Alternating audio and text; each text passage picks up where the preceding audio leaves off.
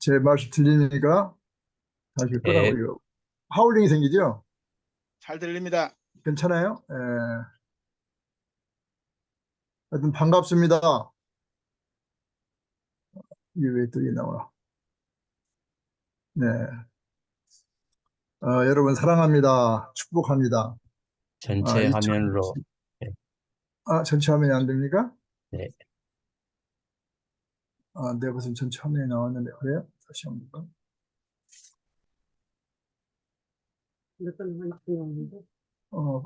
잘못 나오구나. 그러면,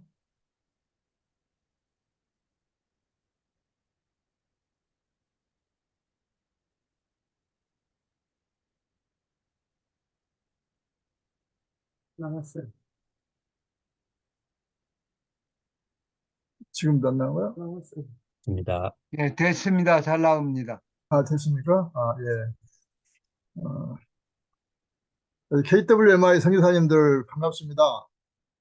금년 한 해 동안도 참 첨단 선교 전선에서 순교 정신으로 주님의 지상명령을 실천하시느라고 사랑의 수고가 참 많으셨습니다.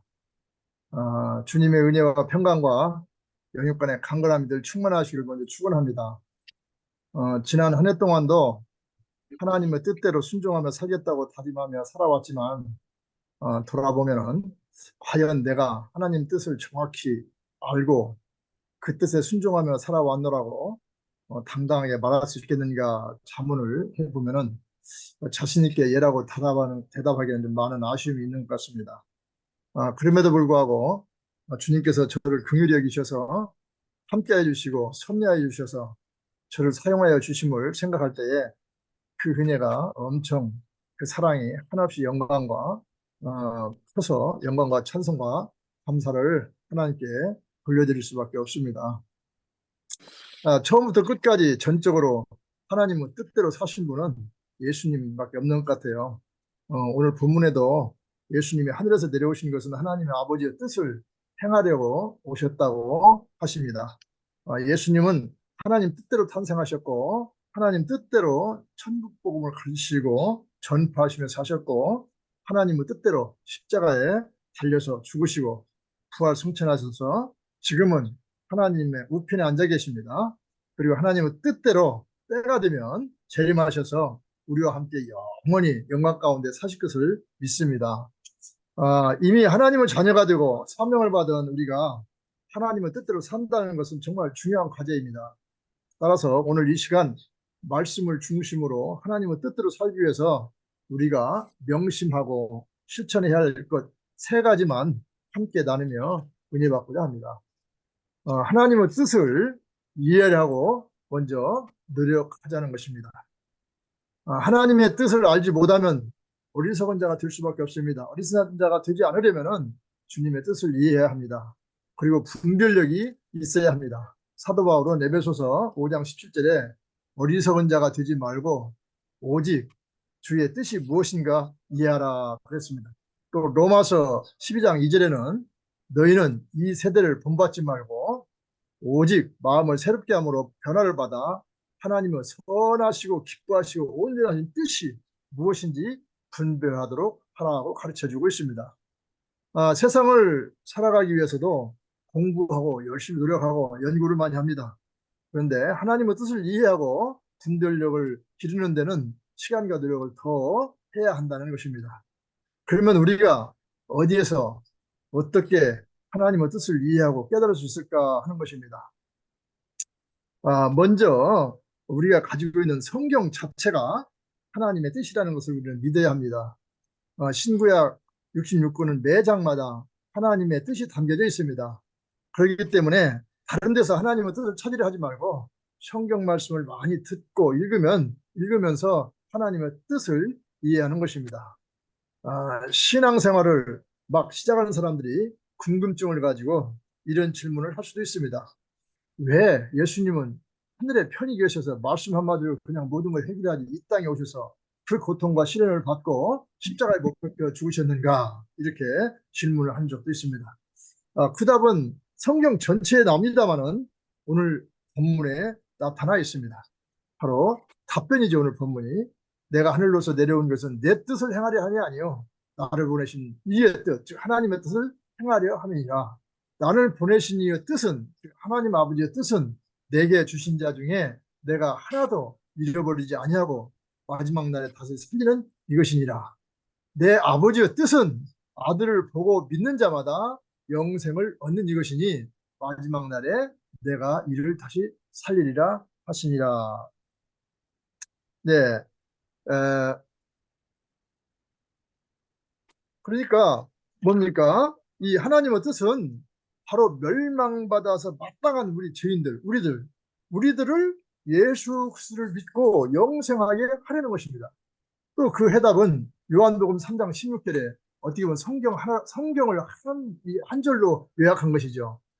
하나님이 세상을 이처럼 사랑하사 독생자를 주셨으니 이는 그를 믿는 자마다, 예수를 믿는 자마다 멸망하지 않고 영생을 얻게 하려 하심이라. 바로 성경 말씀 안에 초신자의 질문에 대한 답이 있는 것입니다. 아울러 하나님의 공의와 사랑을 또 이해할 수가 있어요. 공의 때문에 보내신 거 아니에요? 그냥 사랑만 있으면 공의롭지 않은 하나님 같으면 예수님이 내려오실 필요가 없는 거죠. 공의롭기 때문에 내려오신 것입니다. 하나만 더 예를 든다면 이런 질문도 있을 수가 있습니다. 하나님이 이스라엘 백성을 애굽에서 출애굽 시켰을 때에 약속된 젖과 꿀이 흐르는 가나안 땅으로 그 지름길로 가면 열흘 정도 걸리는 곳인데 빨리 가는 지름길로 인도하지 않고 홍해 바다를 거쳐서 남반부로 내려오게 하신 이유가 무엇일까? 그러니까 이것도 또 궁금해하는 사람들이 있습니다. 또 가끔 뭐 설교 시간에도 그런 거 나오더라고요. 그 이유도 여러분이 다 아셔요. 다 아시는 바와 같이 성경에 기록되어 있죠. 바로 출애굽기 13장 17절에 보면 바로가 백성을 보낸 후에 블레셋 사람의 땅의 길은 가까울지라도 하나님이 그들을 그 길로 인도하지 아니하셨으니 이는 하나님이 말씀하시기를 이 백성이 전쟁을 하게 되면 마음을 돌이켜 애굽으로 돌아갈까 하셨음이니라. 즉 블레셋이 자리 잡고 있는 지름길로 가면 그들이 이스라엘 백성들을 공격해 올 터인데 그들과 싸우다 보면 애굽에서 나온 지 얼마 안 된 이스라엘 백성 중에는 다시 애굽으로 도망치는 무리가 있을 거라는 것입니다. 그래서 멀지만 안전하게 홍해의 광야길로 돌려 남반부로 내려오게 하신 것이 하나님의 의도이고 하나님의 뜻이었다고 바로 이 본문 말씀에 기록되어 있습니다. 신앙생활하면서 의문나는 여러 가지 것들에 대해서 하나님의 뜻이 어디 있는가 하고 고민하고 갈등이 들 때는 다른 곳에서 해답을 찾으려 하지 말고 바로 성경을 통해서 문제를 풀어나가시라는 말씀입니다. 자, 이 말씀을 읽으면서도 이해가 또 잘 안 되는 것들이 있을 수 있어요. 이럴 때는 성령의 도움을 받기 위해 사전에 기도하는 마음으로 읽으면 되는 것입니다. 그러면 성령님께서 우리 마음을 움직여 주셔서 하나님의 뜻을 깨닫게 하시는 것입니다. 디모데 후서 3장 16절에 모든 성경은 하나님의 감동으로 된 것이라고 했어요. 또 베드로후서 1장 21절에도 예언은 언제든지 사람의 뜻으로 된 것이 아니요 오직 성령의 감동하심을 받은 사람들이 하나님께 받아 말한 것임이라고 됐습니다. 또 로마서 8장 26절 27절에 보면 성령의 역할이 나와요. 이와 같이 성령도 우리 연약함을 도우시나니 우리가 마땅히 빌바를 알지 못하나 오직 성령이 말할 수 없는 탄식으로 우리를 위하여 친히 간구하시느니라. 마음을 감찰하시는 이가 성령의 생각을 아시나니 이는 성령의 하나님의 뜻대로 성도를 위하여 간구하십니다. 기도도 응답해 주시고 말씀도 우리에게 또 깨닫게 해주신다 이 말입니다. 기도하면 성령의 감동으로 기록된 말씀이기 때문에 이 성경은 읽을 때 성령의 감동으로 이해를 하게 된다는 말씀입니다. 다음은 하나님의 뜻을 이해하고 파악하기 위해서는 주어진 환경을 믿음으로 수용하는 인내가 필요하다는 것입니다. 이는 여러분들이 더 잘 아시는 내용이에요. 여러분이 체험하고 이미 경험하고 이미 그렇게 했던 것입니다. 예수 믿는 사람이라고 해서 또 인간적으로 늘 행복하고 만족한 것은 아니죠. 어떤 경우에는 불신자보다도 더 처참한 일들을 만나기도 합니다. 예수를 안 믿었더라면 그런 일들을 당하지 않았을 텐데 예수를 믿는 것 때문에 그런 일을 당하는 것이지요. 교회를 개척하시는 목사님들의 고통과 어려움, 특별히 또 우리 선교사님들, 특히 모슬렘권이나 미전도 종족 또는 공산권 이런 나라에 나간 선교사님들의 어려움은 예수님을 믿기 때문에 겪어야 할 어려움이라고 봅니다. 이러한 어려움과 고통을 하나님의 뜻으로 받아들이기에는 믿음이 아직 어릴 수도 있습니다. 또 하나님의 뜻을 깨닫지 못한 자들은 중기에 포기하는 자들도 있을 것입니다. 그러나 모든 것은 우연이라는 것이 없으며 하나님의 계획과 섭리에 의해서 진행된다는 기본적인 믿음을 가지고 있다면 하나님의 뜻을 조용히 기다리는 인내가 있어야 하는 것입니다. 당장에는 하나님의 뜻을 깨닫지 못한다 할지라도 하나님의 섭리는 궁극적으로 합력하여 선을 이루는 것이기 때문에 믿음으로 기도하다 보면은 하나님의 탁월하신 뜻을 깨닫게 되는 것입니다. 바로 로마서 8장 28절 우리 너무 유명하죠. 많이 암송도 하죠. 우리가 알거니와 하나님을 사랑하는 자, 그 뜻대로 부르심을 입은 자들에게는 모든 것이 합력하여 선을 이루느니라. 이 말씀을 갖고는 아마 간증거리도 받으실 거라고 믿습니다. 요셉은 인생의 전반부가 너무너무 어렵고 힘들었습니다. 그러나 인내로 기다린 결과 하나님의 뜻을 알게 되었고 애국뿐만 아니라 가족을 구하고 그로 인하여 또 이스라엘 민족을 이룬 것입니다. 우리 삶에는 우연일은 없습니다. 하나님의 예정과 섭리에 의해서 진행되고 있다는 것을 우리는 분명히 믿어야 합니다. 그 다음에 하나님의 뜻대로 살기를 원하면 하나님의 뜻에 절대 순종하기를 힘써야 합니다. 하나님의 뜻이 무엇인지 몰라서 그것 때문에 몸부림칩니다. 그러다 마침내 하나님의 뜻이 이것이다 라고 밝혀지는데 놀라운 것은 이것은 내가 원하는 것이 아니라는 것입니다. 그래서 망설이다가 하나님의 뜻대로 살려고 하지를 않는 사람이 있다는 거지요. 예수님의 기도 교훈이 무엇입니까? 마가복음 14장 36절에 아버지여 아버지께는 모든 것이 가능하오니 이 잔을 내게서 옮기시옵소서. 뒤에 그러나 나의 원대로 마옵시고 아버지여 원대로 하옵소서입니다. 그 예수님은 하나님의 뜻에 따라 십자가에 못 박히는 죽임을 당하셨습니다. 하나님의 뜻대로 산다는 것은 하나님의 뜻을 찾는 것 못지않게 어려운 것입니다. 예수님이 빌라도 총독 앞에서 불법 재판을 받으실 때 묵비권을 행사하셨습니다. 십자가를 지는 것이 하나님의 뜻이라는 것을 아셨기 때문입니다. 왕관을 쓰셔야 할 그분이 가시관을 쓰시고 왕복을 입으셔야 할 분이 발가벗겨진 채 사람들로부터 조롱받고 침뱉음받고 채찍과 팔로 차임과 온갖 희롱을 다 당하셨습니다. 얼마나 수치스럽고 자존심이 상하는 일입니까? 얼마나 억울합니까? 그러나 그런 모든 수모와 고통을 다 참을 수 있었던 것은 우리를 사랑하시기 때문입니다. 그리고 십자가를 지는 것이 하나님의 뜻이라는 것을 아셨고 그 뜻에 순종하기 때문입니다. 하나님의 뜻대로 산다는 것은 결코 말처럼 쉬운 것이 아님을 알아야 합니다. 믿는 자들이 하나님의 뜻을 알면서도 순종하지 않는 이유 몇 가지만 열거해 보겠습니다. 첫째는 탐욕입니다. 에베소 5장 3절에 음행과 온갖 더러운 것과 탐욕은 너희 중에서 그 이름조차도 부르지 말라. 이는 성도에게 마땅한 바니라. 이름을 부르지 말라는 거예요. 신앙의 실패의 원인이 뭡니까? 욕심입니다. 욕심. 육체의 정욕, 안목의 정욕, 재물에 대한 정욕, 명예욕 많죠. 탐욕은 이런 탐욕은 버려야 된다는 거죠. 자, 둘째는 교만입니다.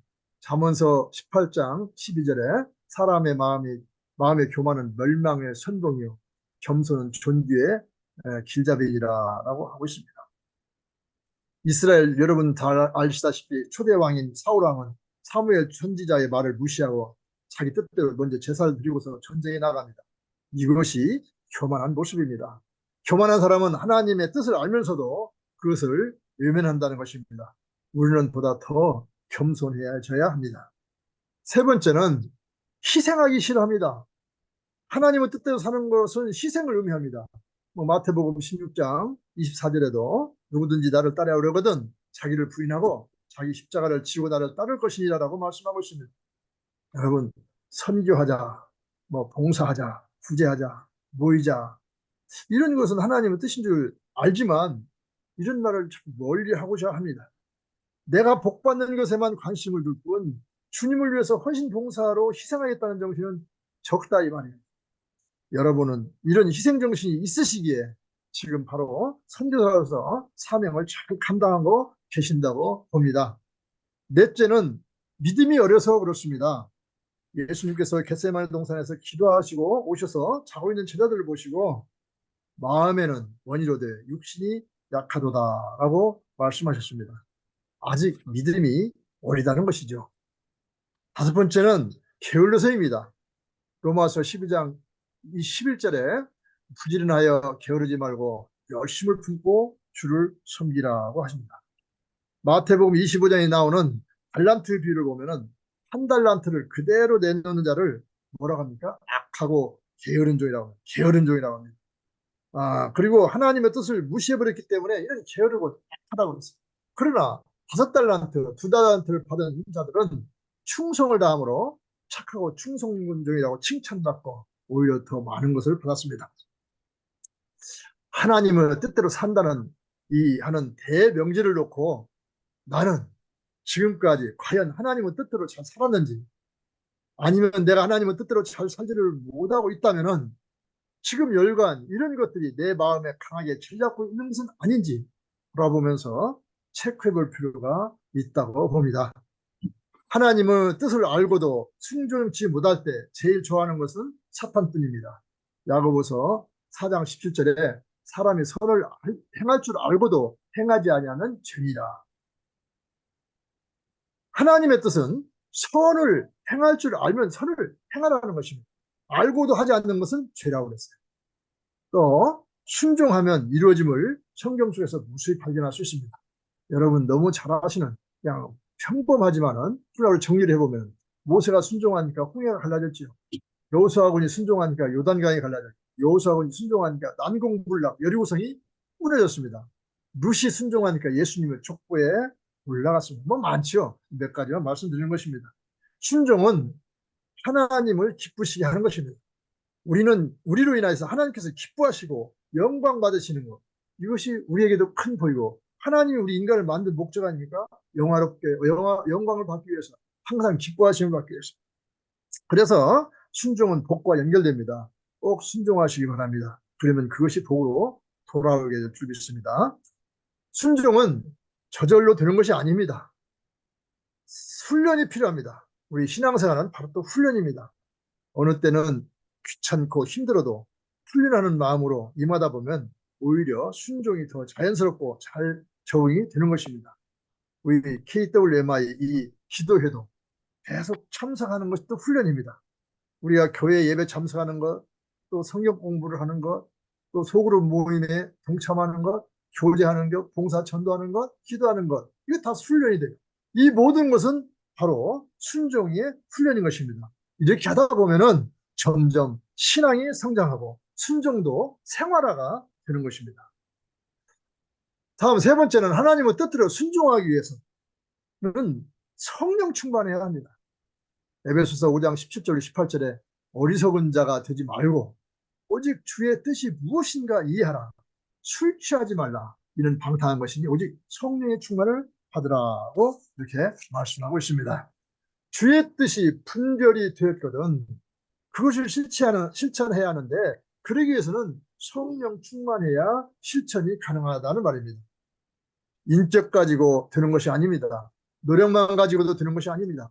오로지 성령 충만함으로 성령의 도움이 있어야 우리가 하나님의 뜻대로 살 수 있게 된다는 말입니다.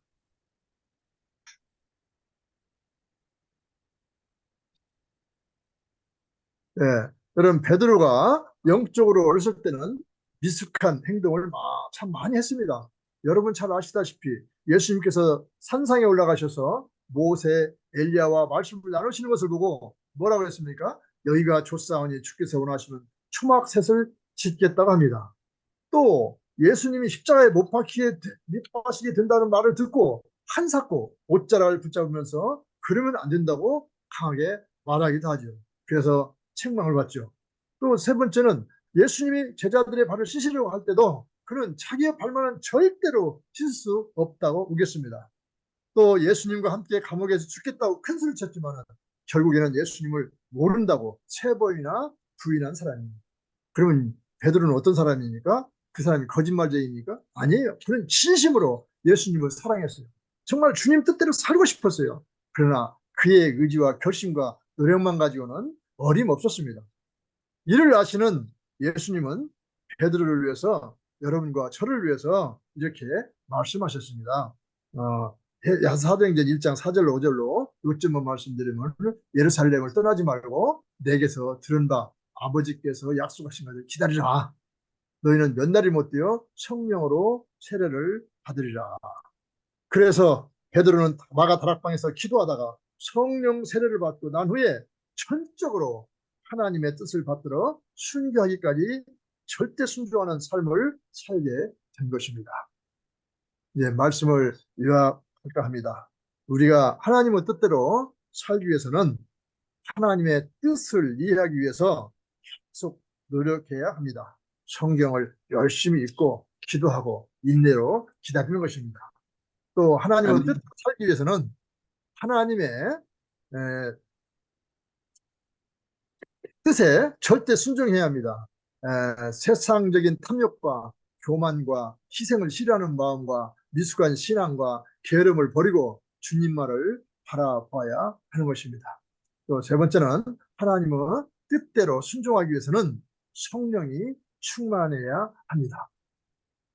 2023년을 보내면서 한 해 동안 하나님의 뜻대로 잘 살았는지 돌아보고 이를 교훈 삼아 2024년 새해에는 꼭 하나님의 뜻을 분별하여 하나님의 뜻에 순종하는 삶이 되어서 이 땅에서 평강과 복을 받는 것은 물론이고 주님 재림시에 모두 잘했다 칭찬과 상급받고 영원토록 하나님의 영광 가운데 영생하는 KWMI 가족 여러분이 다 되시기를 주님의 이름으로 축원합니다. 감사합니다.